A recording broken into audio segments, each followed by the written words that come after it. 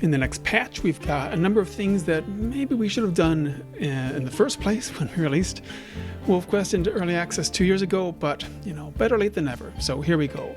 First, there is actually a wagon trail that cuts through Slow Creek from west to east, from the trailhead to the west, winding up and around the meadows to ranch outside the park. And every day there's a wagon that travels up there, since the only way to get to this ranch is on this wagon trail.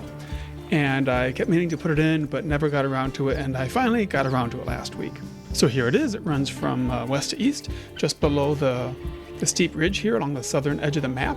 You won't see any horse-drawn wagon coming along here, unfortunately. That would be cool to add, but that's quite a bit of work. And I don't know if we'll ever get to that, but it would be cool. This, of course, is also the trail used by hikers, but you won't see any hikers either. That's our policy, and we're sticking with it. Another little thing we've added here is if you open up the world map and turn on territories, every stranger pack has a home hex. This is a hex you can't claim. You can degrade their claim on it, but you can never get it down to 0. It's their home hex. You may not see a den or anything there, but it's their home hex. You can't claim it, and that has led to some confusion for some players. And so now we've just marked those home hexes with a little dot on them, just to help you remember that don't bother with this one, move along.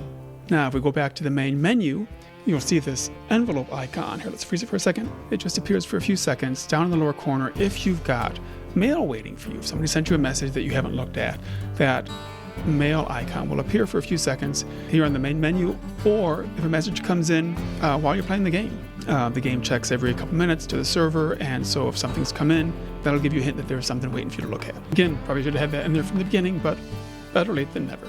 And the big thing in this patch actually is the new file syncing system. This is what we had in the old game, where all your game saves and wolves are synced up to the game server up in the cloud. And every time you run the game, it compares the files you have locally with those up there on the server, and it gives you a couple options about what to do if there's any discrepancies there. So this is helpful as a backup. It's always good to have a backup.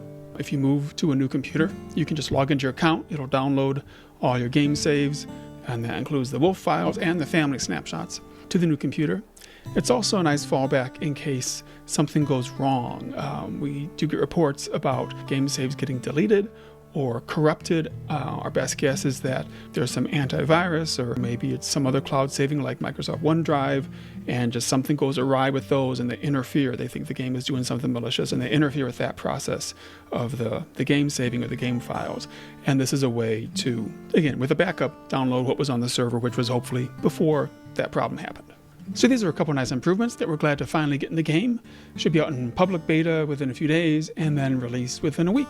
While Andre and I have been working on these things, Miko has been working on Slow Creek multiplayer. It's still going to be a while, but making progress. And Tommy has been setting up achievements. So a couple big features still to come to WolfQuest.